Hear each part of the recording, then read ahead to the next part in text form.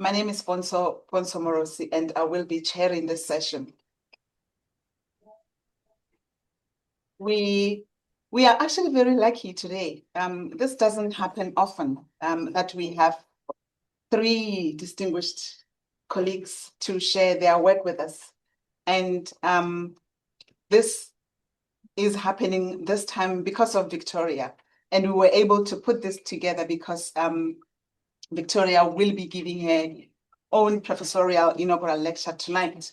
And I believe that those of you who will not be attending the lecture tonight will get a little bit of message, I think, from Victoria.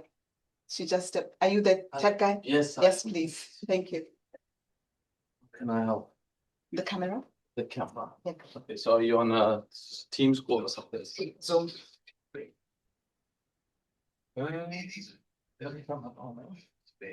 Oh, is that what we look like?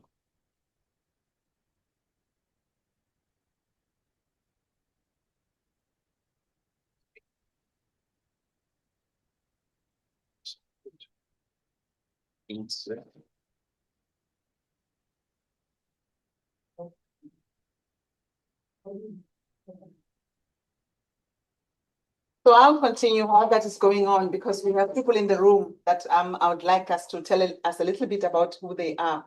And my name is Ponso, as I've already said. And I'm gonna go around the room and then I'll end with our speakers if that is okay. So please, may I start with you, just if you could tell us who you are and where you're joining us from. My name's Kevin Bennett. I'm studying at the moment psychology and counselling, and my focus is pretty much in that area. Thank you. Yes, please, you. My name is Andre. I'm from the States, and I'm a professor of Gooden from New York. Okay. It's my dissertation committee. All right. Thank you, Dr. Gooden, for bringing the student along. Mary? I'm Mary Panine, and I'm Assistant Professor in Educational Leadership in University College Dublin in Ireland. Thank you. I'm Angela Gooden, a wife of Mark Gooden, and Lovely. Thank you so much. Hi, I'm Sridhar. I'm a student of educational leadership here at Greggory. Thank you. Hello, I'm Jan Zangir from Germany. I'm the son of Felicitas.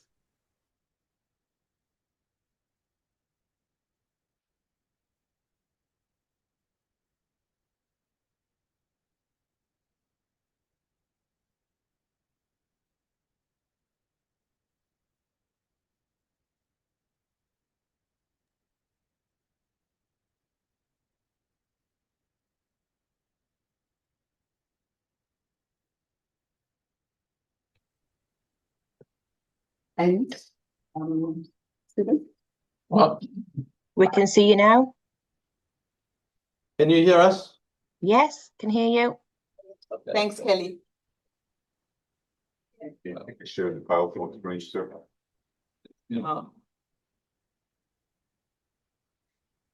Sorry about They can see it, okay? Yeah. that. They can see us and PowerPoint. I love it. Very Very good. Yeah, we can see you, Ponso, so you're in the camera line. So I should start picking my nose or something. All right, I'll do that. All right, I am Stephen Hancock. I'm the Shirley T. Fry Distinguished Professor of Urban Teacher Education at North Carolina A&T State University, which is the largest HBCU in the United States. I'm also the director of the Center of Excellence for Educational Engagement and Research, as well as the director of the best conference on the planet, the Urban Education, the International Conference on Urban Education. And if you'd like to attend, it's in the Dominican Republic, November 4th through the 7th. So come down. Thank you. Good afternoon. I'm Mark Anthony Gooden. I am the Christian Johnson Endeavor Professor of Education Leadership at Teachers College, Columbia University. Since we're talking about big, it is the largest graduate school of education in the United States. It also is, Victoria and I teach each other, go back and forth. It's one of the ones like IOE that remains highly ranked. I also direct the Anti-Racist Leadership Institute, the early, parentheses, the acronym there. And I will be the one, I think, starting to present in just a moment. So you hear a little bit more about me and my research. So I'll stop there. Thank you. Thank you very much, Mark. Right. I'll say a little bit about this event and who we are hosting it. It is a Belmas event, and we are the Gender and Educational Leadership Research Interest Group hosting this event. It is linked to Victoria's talk tonight, in the sense that these great colleagues came all the way from the United States to attend Victoria's event. And as Belmas, we like to grab talent when we see it. And so we just couldn't let this talent go. And so that's why we are here.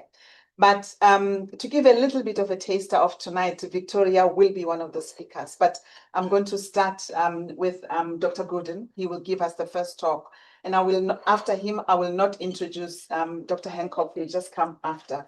And then Victoria will come with the last event, which will be discussing and also probably saying a little bit about tonight. No pressure, Victoria, but I'm sure this will be great for you to say something. So without wasting any more time, I'm going to hand over to you. Thank you. Okay, wonderful. Set time with the 15 minutes. time? You can do that. That would Yeah. be good. Yeah. 15 Yeah, minutes. 15 minutes. Okay. Okay. So thank you again for coming. It's such a pleasure to have you join us. I want to say I'm going to speak and I'm going to go through some slides, but I would love for this to be fairly informal. So I'm happy for you to interrupt me as I go through the content. I'm going to be sharing a little bit about a framework I developed with two other colleagues, Mohammed Khalifa and James E. Davis. So if you haven't had a chance, by all means, feel free to grab food, jump up and get more food if it's really good to you. I won't mind at all, I promise you.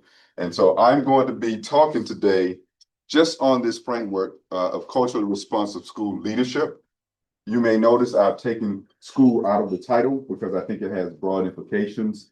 And although I'm going to be speaking to some more specific examples of what's happening in the States, I'll be speaking from a framework of school leadership, which is how we develop. I'm going to be sharing a little bit with you about how we developed this framework.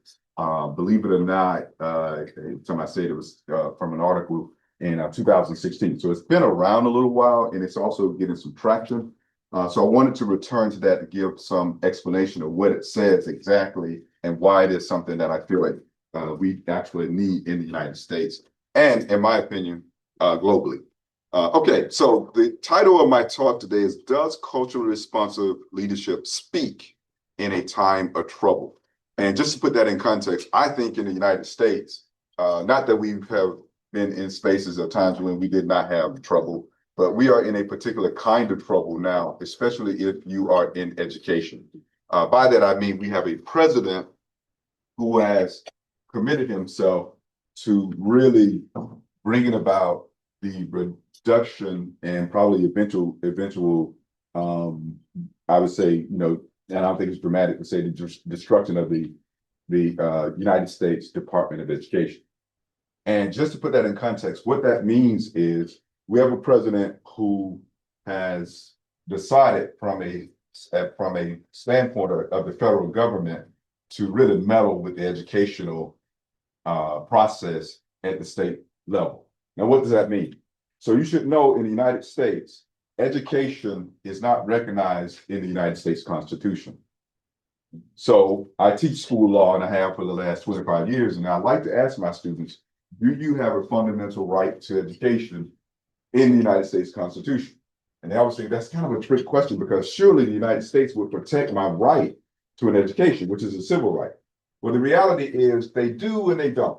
You won't find that right in the United States Constitution. Where you will find that right is in one of the 50 states in which you reside in the United States. So every single state has endeavored to provide all of the citizens within that state with an education. So if you're thinking about it from a governance perspective, it becomes like the United States is almost a government that's divided from the federal level and the state level, where each state has its own educational system. Now, to blow your mind a little bit more, is even though states provide that educational right, there's something called a 14th Amendment in the United States, which essentially says, if you provide your citizens in the state with a right, each state cannot take that right from its citizens without due process of the law. So that means even if I want to suspend a child from the educational enterprise, even for a small period of time, 2 or 3 days. And I don't know what you do in your country, but we still in some ways believe magically that the suspensions are some way going to enhance a child's education by punishing them, by taking them out of the educational process, which is ridiculous. People know it's ridiculous. I go all over the country and I say that to leaders and say, yeah, the suspension doesn't work because when the kids go out and they come back, they know less than they knew before. They become upset because they're behind. The teachers become upset because the students are behind. It just causes all kinds of havoc. But the best response is, we don't have anything else. I said, come on, we got to be more creative. So I say all that to say to you, that federal government says, we didn't provide the education, but you can't take it away from the students without due process. And what that means, procedural due process in the United States under the 14th Amendment essentially says you cannot remove a child's education without notice and a hearing. So that essentially says, if I see Stephen misbehaving, I have to tell him what I think he did. I should give him a chance to tell me to defend himself or give his side of the story before I send him home for 2 days. And so that's essentially what the 14th Amendment does. Why is that important? Because we have a president now, and some people call him Donald J. Trump, some people call him DJT, and some people call him some other unflattering names. I won't give you any of those. But we have a president who has said, we're going to get rid of that the United States Department of Education, which really is the department that supports protecting students' rights within the states. That becomes even more important when we start talking about students who have disabilities, because they need more due process, not less. And that was really housed within the United States Department of Education. That's why we have a special education unit that has had a lot of things we don't have. And so our president is really trying to get rid of that process. So I want to give that a little background so you can know. So what we find is people don't see the kind of students I've just described. Students with disabilities, students who of color, students who are living in poverty. We use a shorthand term, not to minimize who they are. We call those students minoritized, because more often than not, African Americans in the United States have been historically minoritized, but they're not the only students who are. And so moving on from the article, cultural responsive leadership is an important way of addressing research and educational reform that moves us back toward an approach that speaks to social justice, an approach that shouts social justice. Once again, I'm going to keep referencing the president and his administration because they're saying this stuff does not matter. Race, equity, all these things, they're policing those terms. They've sent folks out to scour websites at school, at universities. We've had to have it at Teachers College and at K-12 institutions because they want to get rid of all of that because they say it does not matter. We're all equal now and there are no inequities. Anybody who's saying that really are trying to indoctrinate people and they're trying to make things up because those are just folks who have not worked hard. Okay, so we choose to be very open with saying what we are. We engage in practices, actions and mannerisms, policies and discourses, which we call behaviors around culturally responsive school leadership. So we did a literature review to see what was out there and what the literature was saying this CRSL was, okay? And essentially what we found is that culturally responsive school leaders in the literature develop and support the school staff, and they promote a climate that makes the whole school more welcoming, more inclusive, and accepting of those students I've just described who are minoritized students. So what are minoritized youth? We get this a lot. I've just kind of given you a shorthand version, and I'm not going to read all this to you, but these are students essentially by their race, ethnicity, religion, language, or citizenship, or other types of identities have really been made to feel less than in the United States. There are a number of schools that you go into in the United States, and if you are an African-American child, you will not see yourself represented on the walls. You may not see yourself represented in terms of who's standing in front of you to teach. Some 30 years ago, when I started out as a secondary mathematics teacher, 8th grade, mind you, several of my students came to me and said, you are the first African-American teacher that we've ever had. Now, fast forward, you would think maybe we have improved that, and I say 30, it's actually over 30 years ago, I'm dating myself. But now I had a student in my doctoral program from Philadelphia who said to me, you are the first African-American male teacher I've had. I said, are you talking about like in college, undergrad, are you talking about university? He said, first ever. So my point is, from that one timeline of 30 plus years to we still have an issue with recruiting and retaining teachers of color in the space, particularly African American women, who make up just 3% of professors. That's a foreshadowing of what you'll hear a little bit about tonight. So keep that in mind. Okay, so I'm going to go on ahead. How much time do I have, Victoria? How am I doing? Do I have like 15 minutes? 8 minutes. 10 minutes? Oh, 8 minutes. Okay. All right. Okay. So I got 8 minutes. All right. So I won't read all this to you, but I want you to understand again, these are students who we are really trying to focus on in the educational environment. Because oftentimes, again, while districts may benefit from these students, and dare I say, even get additional money for students with disabilities, they will ignore these students and really do everything they can to remove them from the educational environment. Let me just say that again. Can you imagine getting additional monies? Because we have per pupil expenditures in the United States.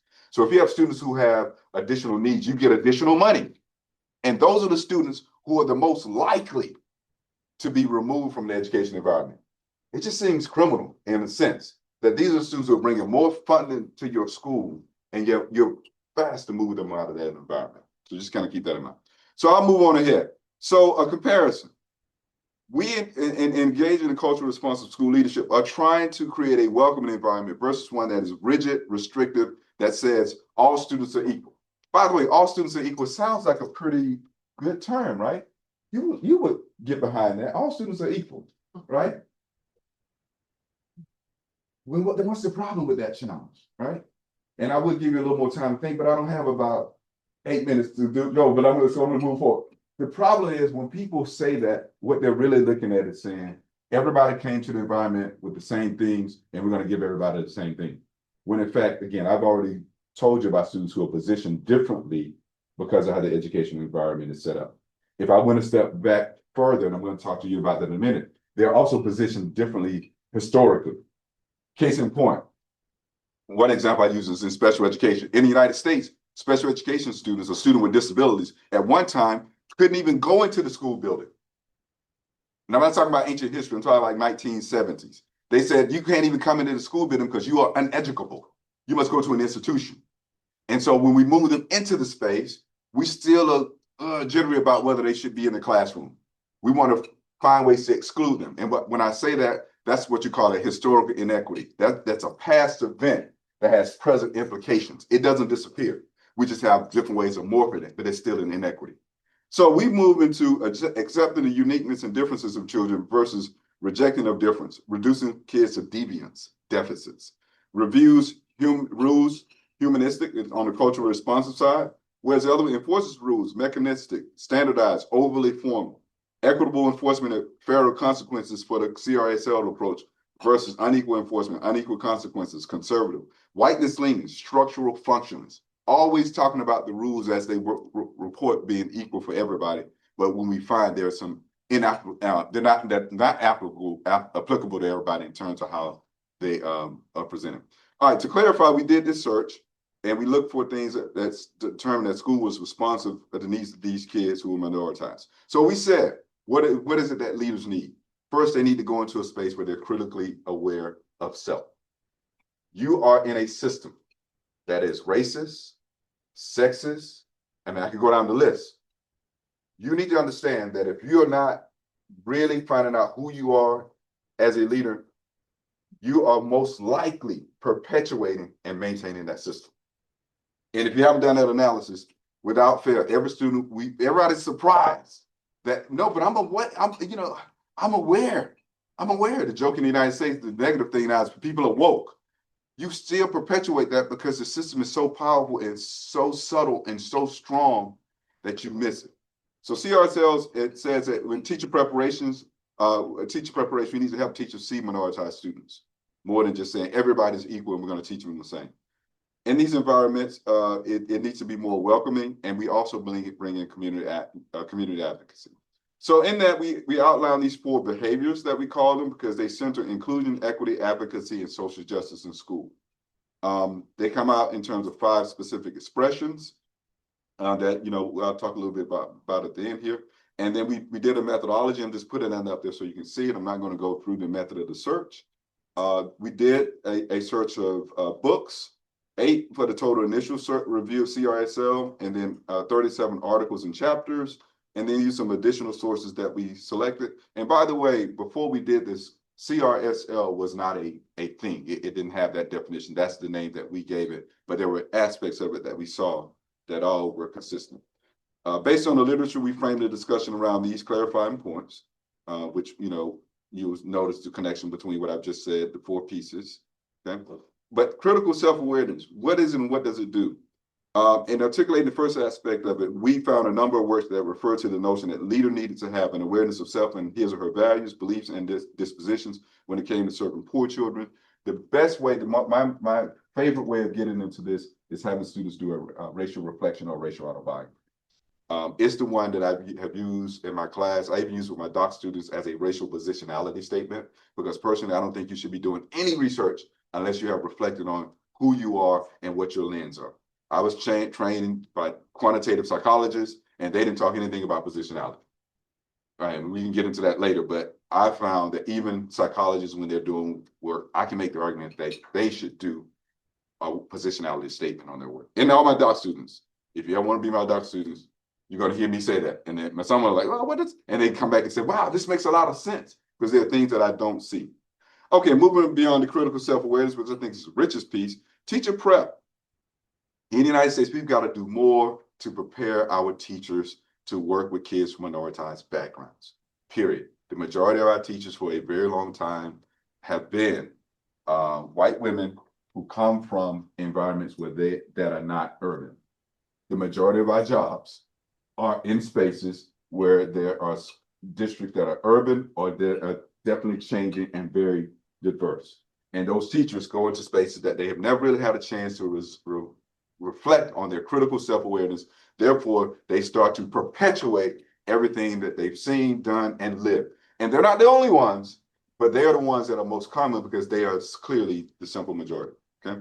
The outcome is that we are recruiting and retain culturally responsive teachers. Yes, we would like to recruit and retain more teachers of color, but in the meantime, we've got to work with those teachers who are there, who have not engaged with this content. Okay. And then last, the third is inclusive environments. As I was saying earlier, kids need to go into educational spaces. That means I got what, 3 minutes? You can have 3 minutes. Oh, 3 minutes, 3 minutes. I will wrap it up in 3 minutes. Okay, so you have these inclusive environments, and I talked about the suspension. In the United States, we have a theme with disproportionality that has been with us, as far as I can tell, at least 4 decades. What that means is Black children get suspended at a much higher rate than they are in the school building, sometimes 3 times their percentage. It has consistently happened across multiple environments. It has happened even as we have started to move to this restorative practices, which I totally agree with. If we are not looking at race and culture and breaking those down about who you are and how you participate in that, you end up perpetuating that. We all do, because the system tells us that these are the kids who should be suspended. And the worst part is, so many of us just don't question that. We go in our school to see disproportionality. People say, well, we say that's not right, but our language is not sophisticated enough to get beyond it, because subconsciously, we must in some ways believe that's the way it should be. Okay. So last but not least, we want students to engage with the community.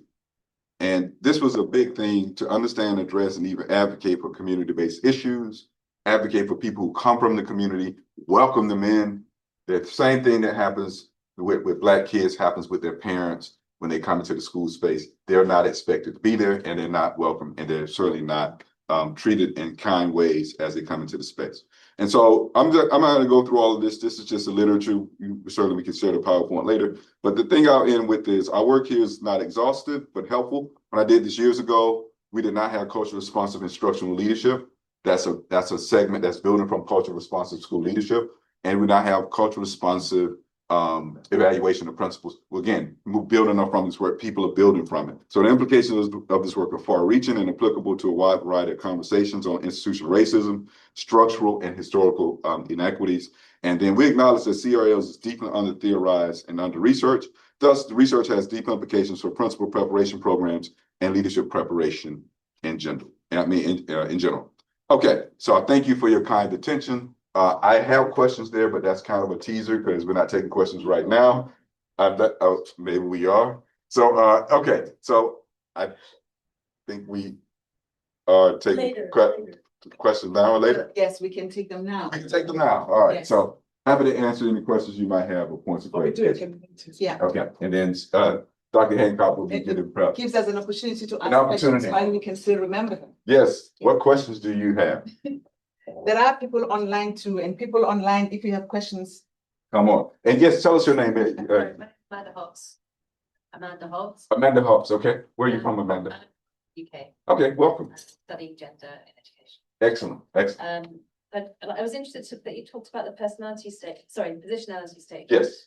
Do you think that would be useful for staff to undertake as well, that they're aware of, that they don't perpetuate the institutional?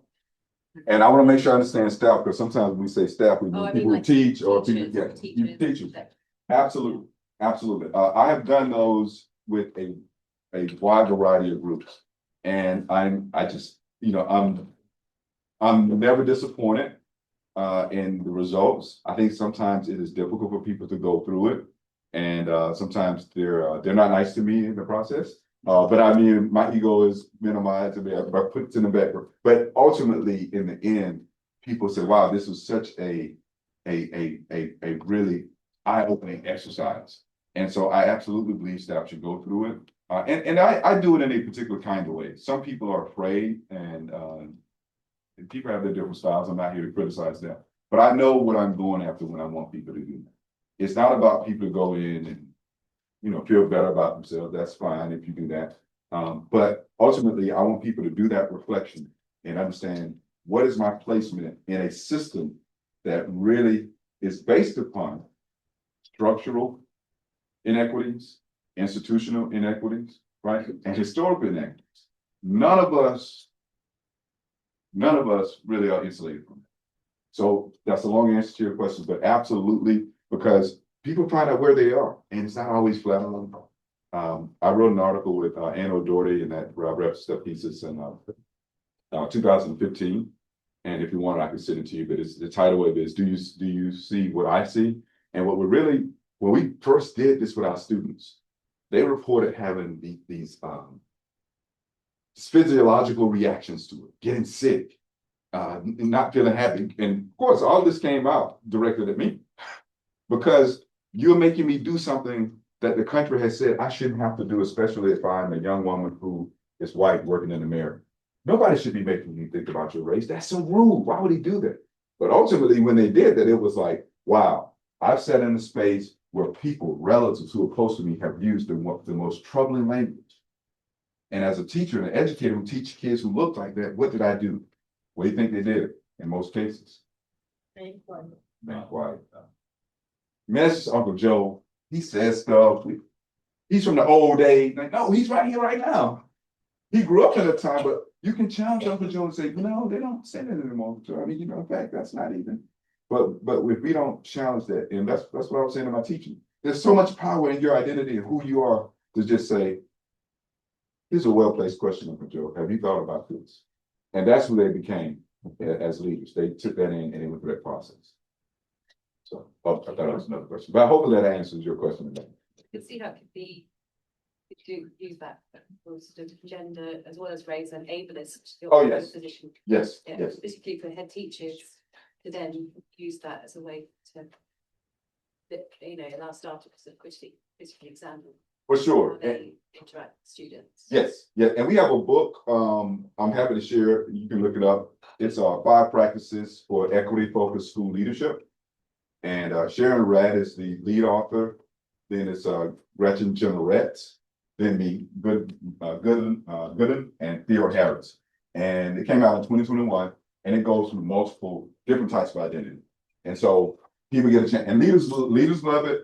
I was surprised at how much my colleagues love it because the students love it, because each identity it goes through to talk about gender, to talk about religion, and it gives folks a chance to do a reflection so they can see it versus just guessing. And you know, some people may be more proficient at dealing with issues around race, whereas others may be less proficient at dealing with issues around religion. Yes. Question. Yes. Yeah. You have to speak up because they're not going to hear you. You Okay. might need to come over there. Okay, I can be a bit loud. Because you hold the mic. Oh, They won't really hear you. You need to come up there. I need to come closer. Okay. Just stand up there. Sorry about that, Kevin. No. Come on up. Thank you. Question. Yes. Concerning the 14th Amendment, Yes. it's a three-part question. Number one is, what areas does the 14th Amendment affect with the changes of that? Two, would the midterms at all put a halt to what is being adjusted, or has it been changed already? The midterm elections in the United States, you Yes. mean? Yeah. So the 14th Amendment hasn't been changed yet, thank God. What they are really looking to change right now is the Voting Rights Amendment, Section 2. I should say looking, they've already changed it. Correct. What that means is they, throughout that message, which came from the federal government, sends a messages to states that says you essentially can start to redistrict.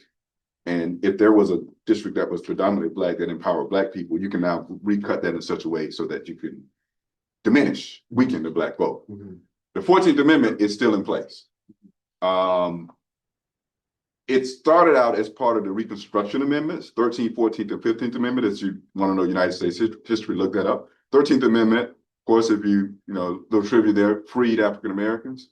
Yes. 14th Amendment provided protection in the state, right? 15th Amendment gave Black men the right to vote, which, by the way, didn't happen for 100 years, which is why we had to have a Voter Rights Amendment. Right. So I'm saying out to say 14th Amendment technically is still in place, and other people benefited from the 14th Amendment. Anybody who wanted to fight for their rights went into the 14th Amendment because it has a couple of good, the due process clause, which I talked about, Right. but it also has the equal protection clause. And so if you were, for instance, if you were LGBTQIA, you look to the 14th Amendment to see what was happening in the Civil Rights Amendment to fight for your rights. Also from the civil rights, right? Yes. Yeah. And I say this to my students all the time, and I don't want people to get this twisted. People who have fought for their freedom in the United States have built that on the backs of African Americans.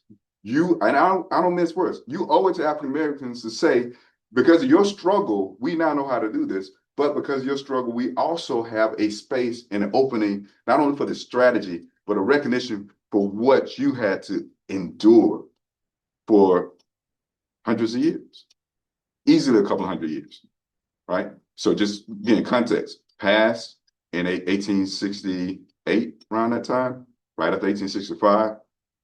Voting Rights Act, if you don't know, it's passed in 1965. What that means is it took 100 years for them to come back to the law to say, we gotta outlaw poll taxes. We gotta outlaw violent beatings of Black people. We gotta outlaw all these things because in the South, Black folks were just going to vote. It's on record that Black people showed up to vote, exercised the right, and were killed that same afternoon with no repercussions. Hopefully I'm answering your question. You did. Okay, great. Thank you very much. Anything you want on the Zoom? Okay, there's a hand on the Zoom. The Zoom person, please, could you ask your question? We can hear you. Tell them to say who they are. Tell us who you are. Hi, Ponzo, it's in the chat. It's in the chat. Mary, can you? Yes. You gotta read. It's a hand raised. You gotta read. And The question is in the chat. click on the Zoom right there. Yeah, we just open it up. Zoom. Click right here. So that's And- my question. Yeah, Okay. right. Can you hear me? And whose hand was that? That's mine. Just I've moved it now. There's a question my- from Claire Stewart Hall and Stephen Francis. Can you hear me? Yes, Yes, Claire. please ask your Yes. question. So I agree with I'm a former head teacher and educational researcher. And I research I research in a city called Bristol in England. I research whiteness in educational leadership. And I'm just wrestling with something that you with something anyway, so it's funny that you should say it. But Professor Kahindi Andrews has taken the position in his book, The Psychosis of Whiteness, that supporting particularly white teachers or white leaders to do some individual work about their relationship to their own race identity as kind of pointless navel gazing and indulgence, because it focuses on the individual when actually the systemic is the thing that we need to address. And I wondered, well, I don't believe that, having been a practitioner in schools, because I've seen it have impact, but I just wondered if you had any thoughts about that. Yes, thank you for the question. So to be clear, I think that the personal reflection is a necessary condition, but it's not. If that analysis is not expanded to an interrogation of systemic, things or structural or historical equities, then it stays there. It becomes something that you did. It's almost, not to minimize it. It's like I learned. I went up to a retreat and I learned about myself, and it was great. And I came back to work and I didn't do anything. If there's no change that you can point to after 3 or 4 months of doing that work in your behavior, so that's why in cultural responsive school leadership we talk about these behaviors. If you, for instance, increase your critical awareness as a leader or a head teacher, and your teachers are still teaching the same thing, and they're not challenged to do anything differently, and your suspensions have not changed, and even the conversation around those have not expanded, then you have to ask yourself, was it for me, just for me, or did it do something that mapped onto the system? And so it can't stay there. So that's why I always say to people, you can do really great work around that being like a necessary step. But if we don't move it beyond that, and we can't point to actual outcomes, we have to start asking ourselves, how valuable was it? Brilliant. Thank you so much. That's great. Thank you so much for the question. There's one here, Stephen Francis. I don't know whether he wants to. Stephen, can you ask a question, please? Sure. Thank you very much. It's good morning where I am. I'm imagining it's good afternoon by you.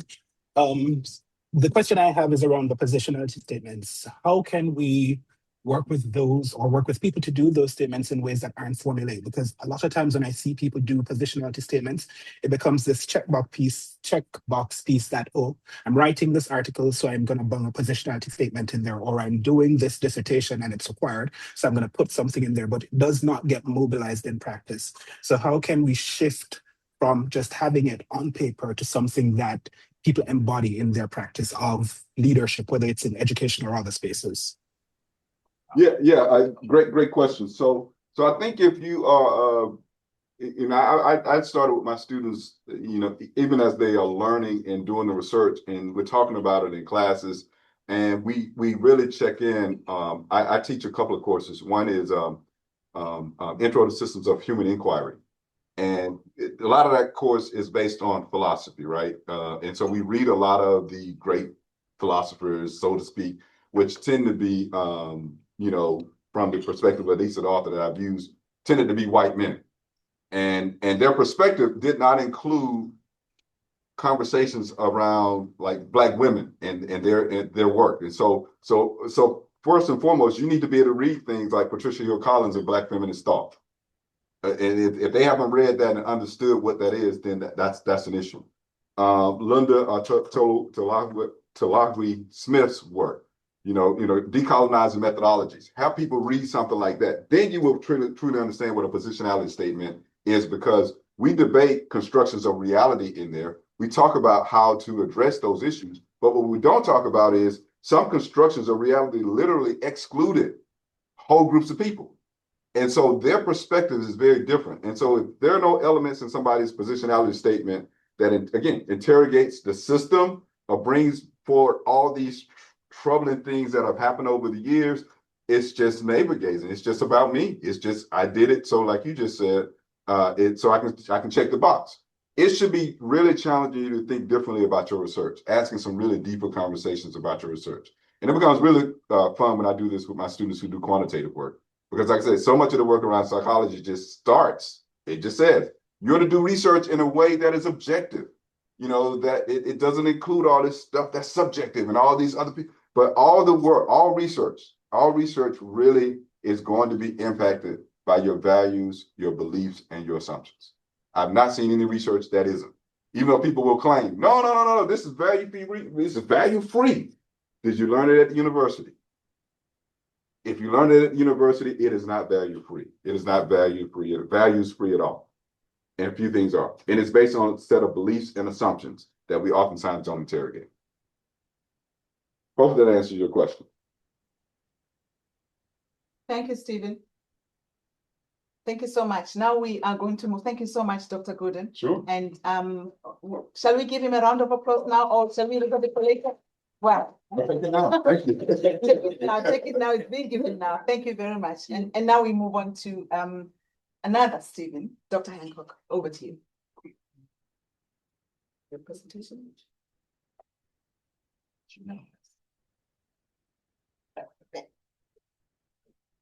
All right, so let's just jump in. I did want to say thank you, Mark, for a wonderful setup.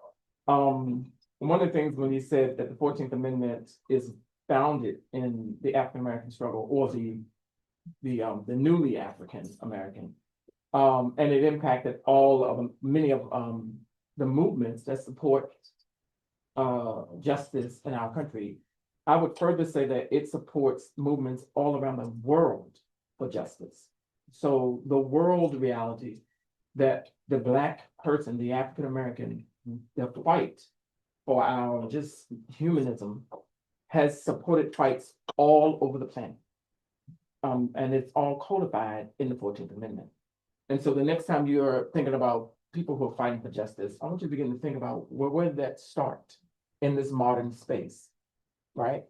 And then how was it built? And it was built and started with many African Americans fighting in the late 1800s and all through 1900s until now. So what I want to do is just simply talk to you about this idea of leadership from this word called companionite. Now I want to make sure you understand the difference. It's not compassionate. It is companionite. Now I also have to let you know that I'm a former elementary school teacher. Okay, so I might get a little elementary, and I'll keep it light. But I want to make sure we get started. And I'm going to start with this idea that leadership for me did not, I don't know why this is not moving. Leadership did not, I did not, let's do it this way then. There we go. I got it. I did not start leadership, get into leadership with a direct or purposeful thought. It just kind of fell upon me and I kind of walked into it. And I walked into it just naturally. But what happened was, as I walked into it, I remember struggling with what I was learning about leadership. And this is by principals as a school teacher or the teacher leader was showing me, and by what I was feeling and understanding to be real or how to lead. And so leadership for me started in the classroom. And it started with these three things. Now, I must say that I've been teaching for a very long time. I won't give you the year like Mark did. I started actually, and this is honestly, at 20 years old as a preschool teacher. And I've been teaching ever since. So I'm not going to tell you how many years that is. But I started with this idea, and I didn't know what was going on. And in my first kindergarten position, I taught at an Afrocentric school. And in that school, it taught me these principles of my own. And I thought, well, how does that help with leadership? And funny enough, there was a student in my classroom called Paris. And Paris was a mischievous little child, right? And he liked to hit people and hide his hands, or say stuff and run away, or lick his tongue out and act like he didn't do it. And one day, a student hit him first, and he retaliated. He retaliated on that student, and I didn't see him hit the other student.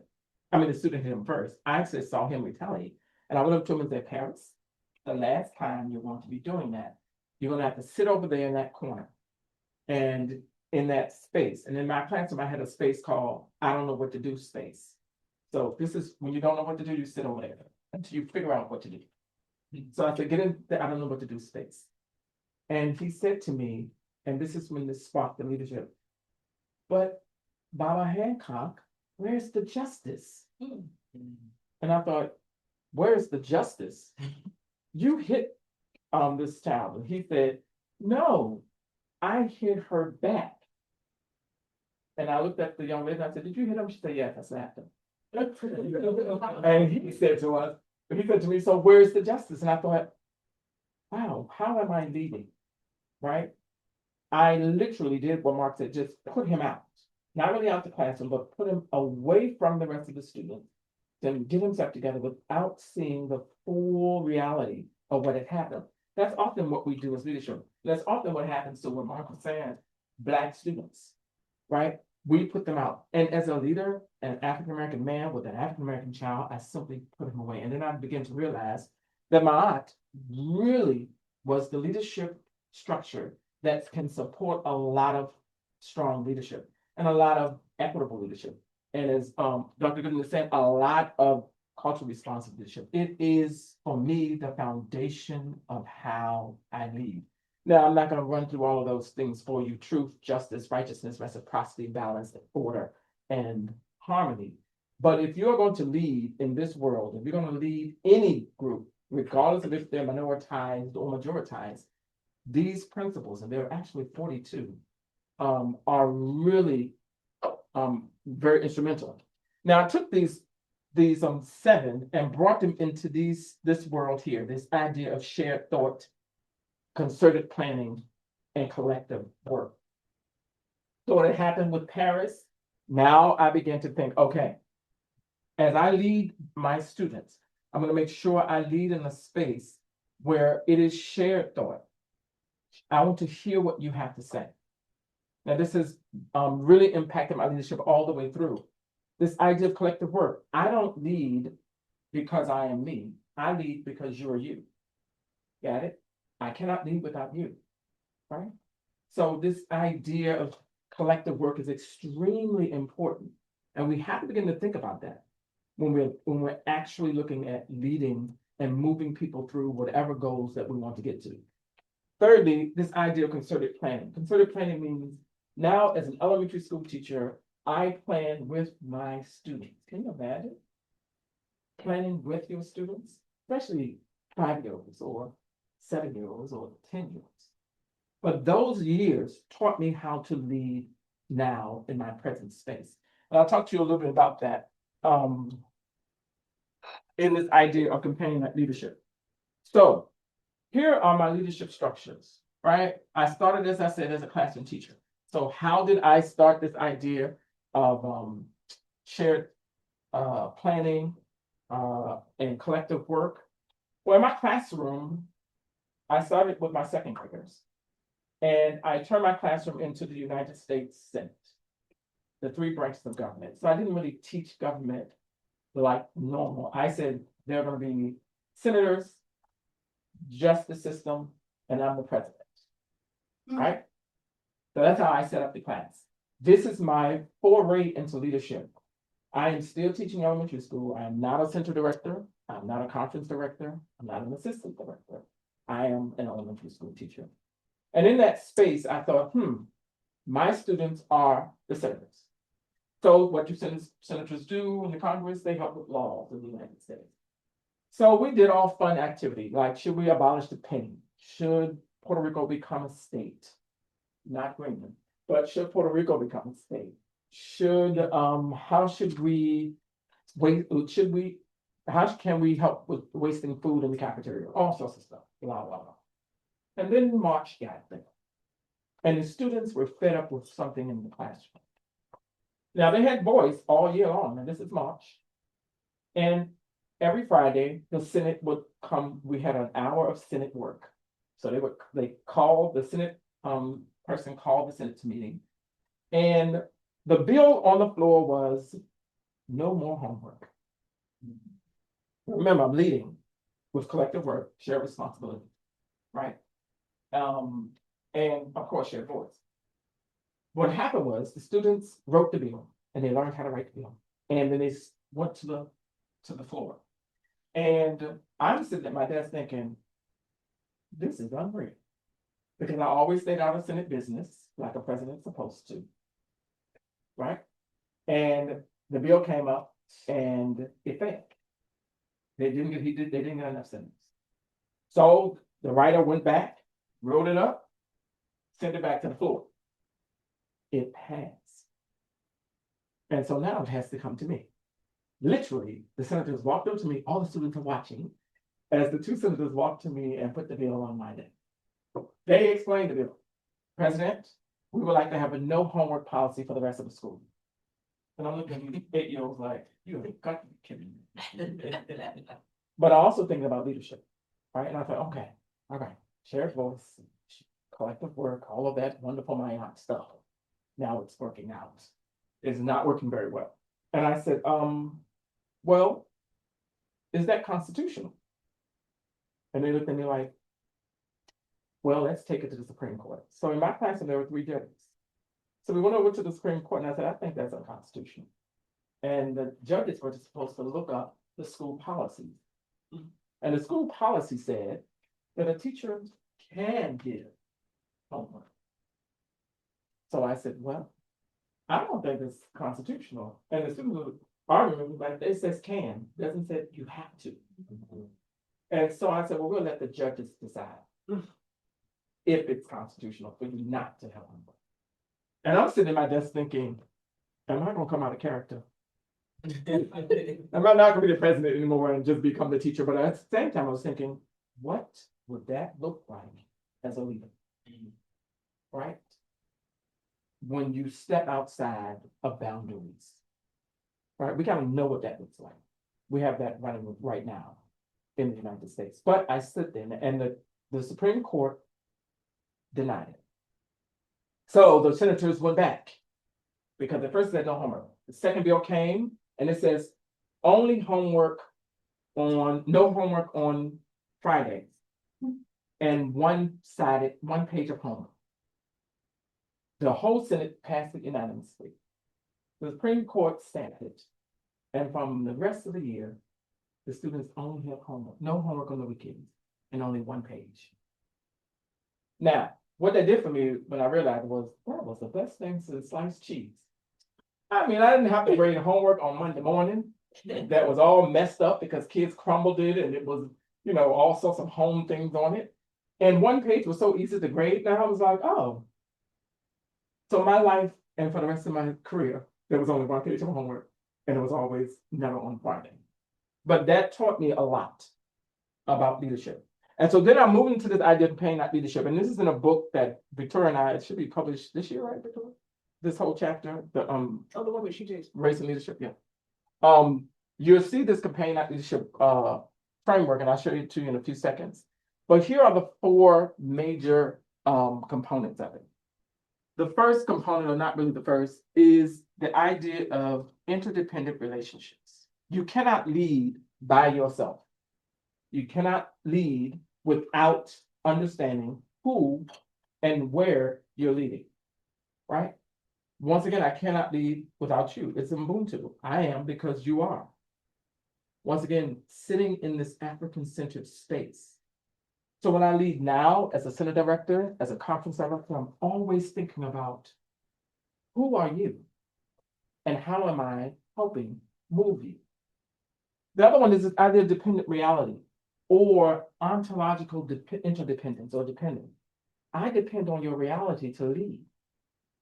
We can't lead if I don't understand who and where your reality is. And I don't mean just your reality here in this space, but your reality outside of that space. Always harking back to Paris. Well, where's the justice? You didn't see my reality. So when I'm leading now, I lead through this idea of where is your reality? And how can my leadership be dependent on it? How can I really use it to help you move? The other one is authentic dispositions. And this means I am not leading out of manipulation. Very Afrocentric, right? This idea of harmony. That's where harmony comes in when you think about my heart. I am not going to manipulate you to lead, but I'm going to lead you through and with you through whatever goals that we're moving for, right? There is no manipulation of you, and there's you not manipulating me. And the other one is mutual influence. You've heard the story of me and my student. That mutual influence was extremely important. They influenced me not to step outside the boundaries of our government and become teacher, but stay as president and run in the rules. I mutually influenced them to respect the idea that I like giving homework and I think it's good practice, right? So that is what we have to begin to think about. Now, as a leader in a center, it is very clear with me, with my students, that we have this idea of all four of this mutual influence, this idea of this, once again, shared thought, things that really are the foundation for me. Dependent reality. I lead undergraduate students, so we have a whole slew of undergraduate students who try to get into the center because the center creates researchers, right? So we create undergraduate researchers in our center, and we send them all over the country and even the world. In fact, they were here last year presenting here in Victoria's class and Kingston University. But the reality is that with that, I often do the same type of leadership. Paris comes back to my head, right? The student senate is always there because I really believe you learn it in the beginning when you actually practice it. And so you'll see this in the chapter. Of course, you're going to get the book. And this is the actual frame. And so I'm not going to jump into it very, very deeply because Victoria just told me I had 5 minutes. That was 5 minutes ago. But I'm going to kind of give it to you quickly. So one of the things I want you to focus on in here is that the perforated lines is the schoolhouse, right? So we're inside the schoolhouse. And this is school leadership, but this leadership can go beyond the school. You'll see the 4 pillars. Ontological dependence, that means I depend on your reality. You'll see non-manipulative, right? Just talk to you about that. This idea of mutual influence and this idea of familiar relationships, that we are in this interdependent relationship. Those are the major components. The X arrows in the center is my out, right? It is telling me about the relationships. It helps me with my decisions. It makes me collaborate. And of course, it gives us the outcomes because no matter what we think, leadership requires some outcomes, right? In my center, I just can't go, oh, lolly, lolly, lolly. I have to have outcomes. And so, yes, I have the outcomes up front. Yes, they're in my mind. Yes, they're in my reports. However, they don't run me nor rule, right? They're simply a step. Got it? And so you want to begin to think about all of that. And the 2 things you have to think about, as I said before, this idea of the social context in the center that I'm running now, as well as the voices of the community.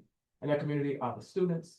The community is also the dean, the chair, and everyone that's involved.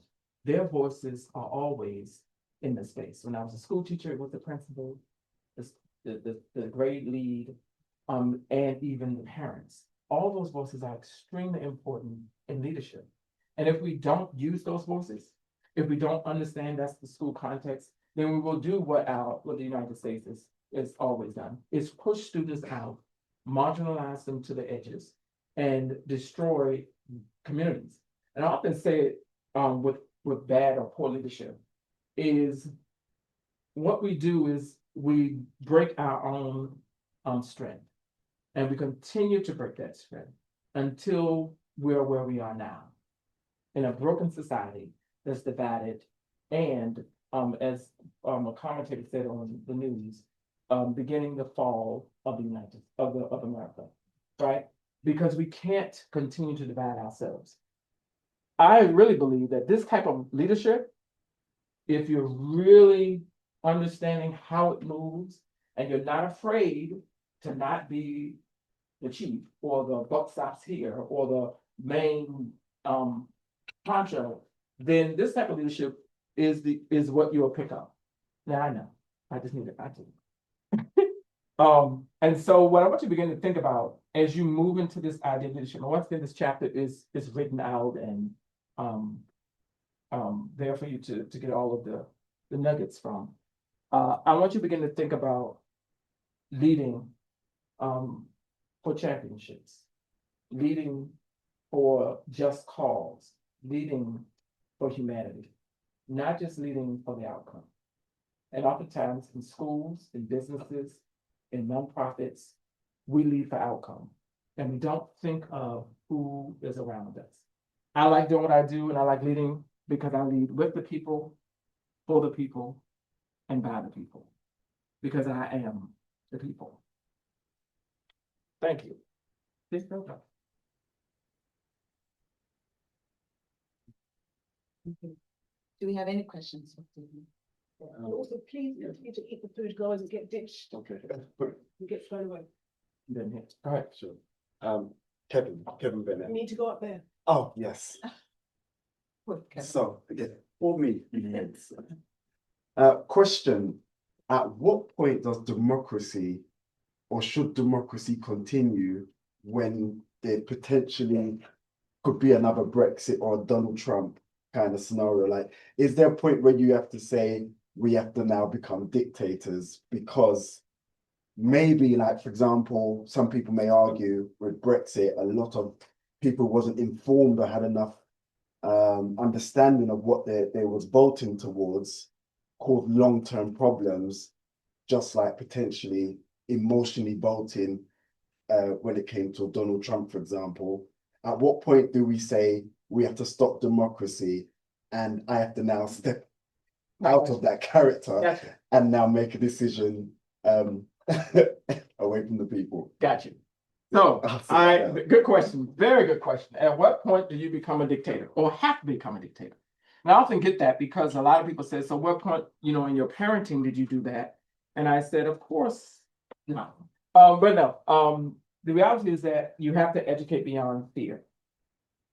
So when I had to stand in that position to think that these 8-year-olds are going to tell a grown man who's deputized by the state of Ohio that I must teach these children to tell me that I can't give homework, I might have to turn into a dictator.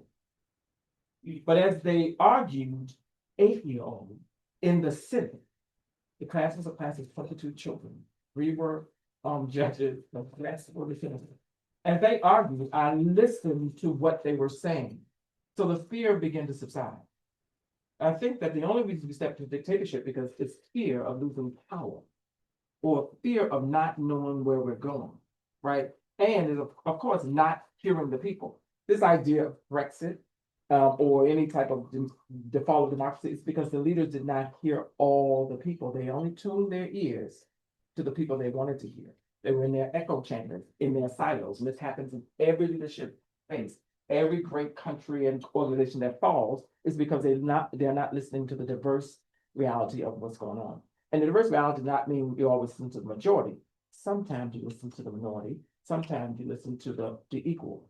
And that's what's happening. So for me, every time that happens, I always want to listen to the voices of the people. And as a leader, yes, the decision does fall finally on me, but it is not made in isolation. And it was not made in a dictatorial spirit. Got it? And so you want to begin to think about that. Are you really listening? So I was here when Brexit I literally was in this country when the vote was there. And I was thinking, they did it, right?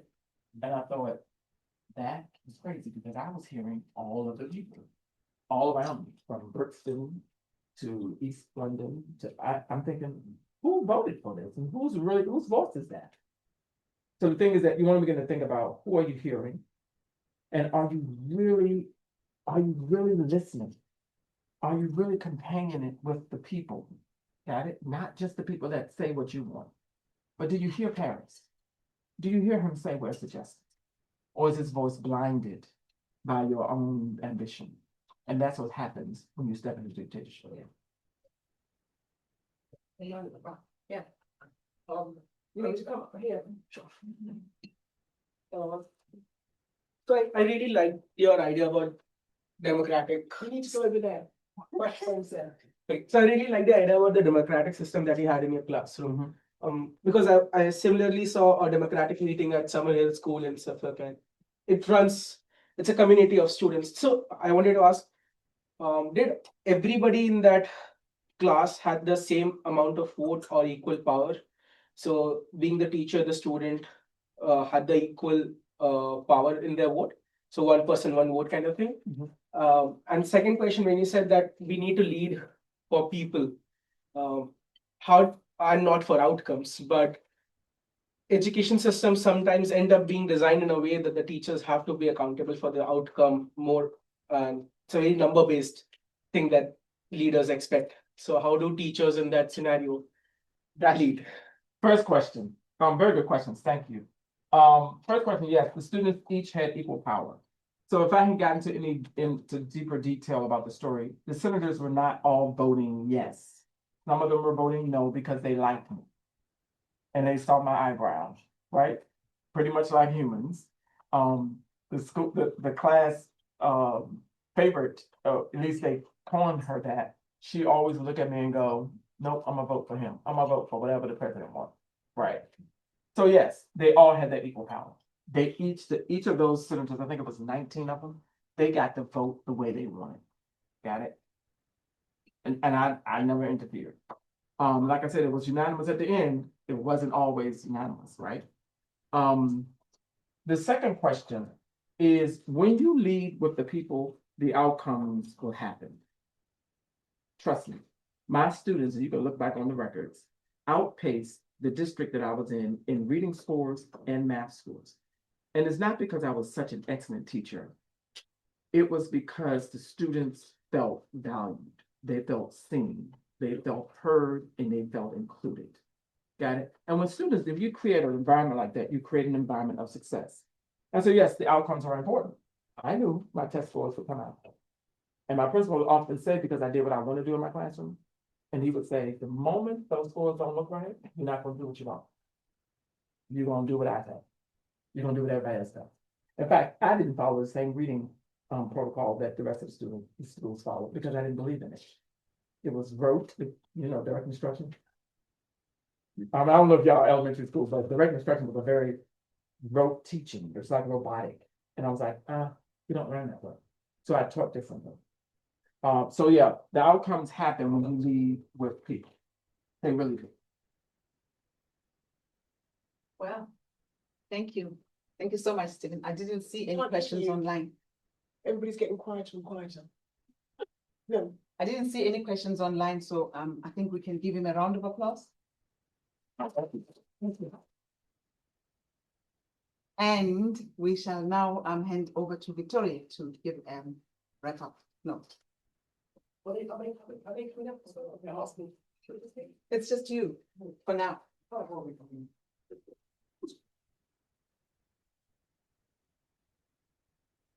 You can call them meetings. Thank you. Right, okay. First of all, thank you very much. Really appreciated the presentations from both of you. I think most of the questions or the kind of conversation I was going to have, you've already started to have those conversations.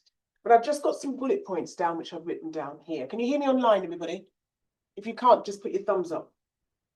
So if we start off with Mark, the culture responsive leadership, and the kinds of things which came out of there, which emerged out there, it complemented also what Stephen spoke about in regarding to companionate and what that meant.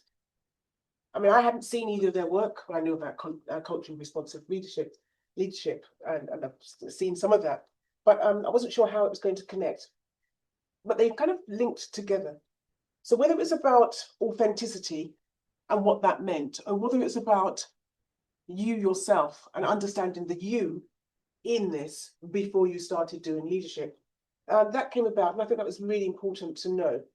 That self-awareness of self and the work which Mark talked about is the same work which I've talked about and work with students which are doing a master's course on sociology of race.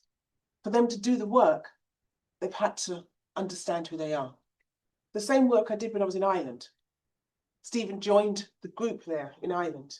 Mary was there as well. And it was about what do those teachers need to learn within themselves to be able to do this particular work.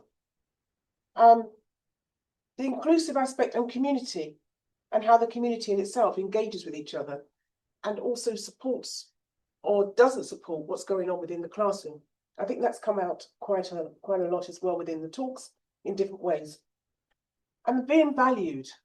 And I was trying to also make the link to academia. So if this is happening in school, and then you link it back to where you are in high school, elementary school, high school, then in the academic world. What happens in the academic world? The same things here. And perhaps some of the people, when you think about some of your colleagues, if they don't understand and they haven't done a they're not critically self-aware themselves, and they haven't started to do that work when they're in schools, when they're in university, when they then come back into the academic world, you've got challenges because they've not done the work themselves, but they're then thinking about what kind of leader they are. And that's perhaps why they end up in an autocratic way or dictatorship, because they haven't done that kind of work as well. And I think the final thing really is understanding and reality. I think that's something which I'd like to kind of leave with yourselves really about this really rich conversation which has been happening, and open up if there may be some more questions which people might want to ask. But I think that's my small summary of what I wanted to say. And I'm saving my voice for tonight. All right, so that's it really. I'll hand back to you, Ponsu. Thank you. Thank you very much, Victoria. We have 2 minutes. If there are still some burning questions, or just a comment that that we'd like to make from our 3 now speakers, the reflections that Victoria just gave, which are really helpful to get us thinking even more about the 2 great talks that we had earlier. So I'm going to open it a minute and a half now of 1-2 questions. Or just a final thing that either Mark or Stephen would like to say.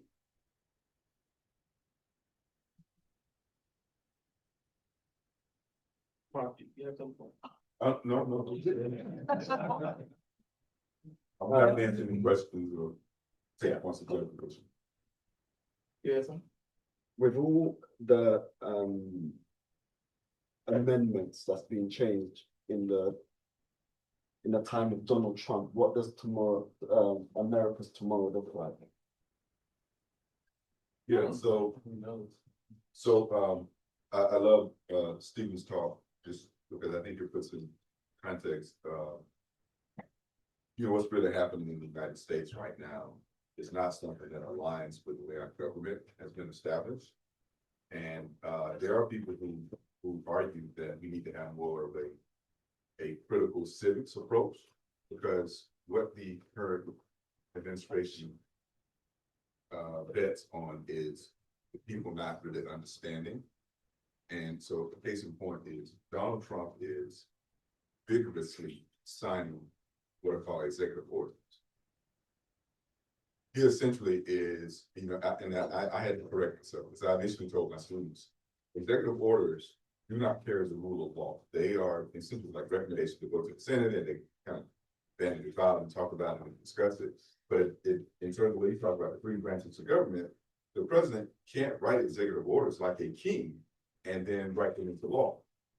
But I had to come back and correct that, because Donald Trump has essentially proven that if you control the Senate and you control the House, and if they fear you as a leader, you can make an executive order appear very, very close to a law, so much so that people will respond and react to it like it's a law. Like they said, well, and even senators will say, well, we know it's not the law, but nobody wants to make, the orange guy mad. So they won't push against it. And we've seen this happen multiple times. Technically, a president can't declare war. Technically, legally, cannot do that. But Donald Trump again speaks with force and authority and says, we're going to go into war, on Iran, and we're going to be supported by Israel. And he will even say, or the vice president will say, well, we want to get pulled in. Israel pulls us in. But you can't declare that, sir. You got to go back to Congress. But we're in war now, right? And now there are some Congress folks who give us some pushback against that. But my point for saying that is we got to go back to fundamentally what these 3 branches of law say. And we got to get people, leaders, courageous enough to push against that. And there are some, there's a growing number. And then there's a lot of these executive orders. My final point is there are groups like Democracy Now! That are pushed against a lot of these executive orders and these ways in which Donald Trump put it. And they'll go to court with Donald Trump and in his minions, and they have won most of the cases, but you never hear about that, because the other thing that Trump and his minions do is they control the media. And so if you look at it, you're like, oh my God, the United States is going to hell, all these things. But they're losing the majority of the cases, so much so that even conservative Republican judges that were placed by Bush and other folks more sensible than our current president, other Republicans more sensible, are saying, no, you can't do this, doesn't make sense, right? Even now with the terror. But you don't hear about that so much because they continue to promote all these things that they put so many of these so that they're wearing down the system and showing you all the things that they want and they amplify it, but they don't amplify the losses. Well, and I think you also have to understand that America is stronger than. I know I'm being a pain, but those people can't hear your name. Oh, they didn't hear me. And you carry talking, but it's carry talking. I think you want to understand that, you know, the United States is stronger than just the rampant foolishness that is going on. Having survived, you know, the idea of, okay, I see. Having survived enslavement and all of the trauma that has built the country, or part of its building, the United States is able to prayerfully weather this. Like I said, there's news anchors and people are saying the fall of the United States, the fall of imperial America, is happening now. And I believe there's a couple of books out now about that. The reality is that what does that fall looks like and who's determining what it is, right?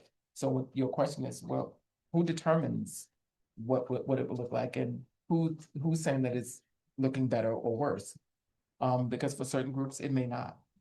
And so for me, as you said earlier about the midterms, a lot of us are hoping, right, in that sense that the midterms will bring a Congress that has backbone, right? A Congress that will act like a Congress, and not allow the illegal leadership that is happening now. But in the meantime, we're going to still do what Marcus said, we're still fighting. We still stand up. We still understand the rule of law, and we still understand democracy. And so I don't think with all the naysayers that democracy will fail like people are saying. I think that it'll bounce back once, well, it's bounced back. Like you said, you just don't hear it. You hear all the megalomaniac media, but you don't hear the fights that are going, the fights that have been won every day, the fights that are keeping the place from tipping, because that's what they don't want you to hear. They want you to hear the chaos so that you can stop fighting. Yeah, that's really helpful. And that's so true about many of the systems. You don't hear the rest of the fights. There's a lot of control that goes into what we are meant to be hearing. And I just want to say that thank you very much for your time, and thank you for staying until now. And maybe just to say that the event of today is really great, because what brought us here today is this young lady here. You've been finally getting her promotion. And I know that most of us in the room are going to be there tonight, but for those who are not going to be here, I don't know how they're going to, maybe Victoria's talk will be recorded and then we can listen to it later. But just to say, Victoria, once again, congratulations. Very well deserved.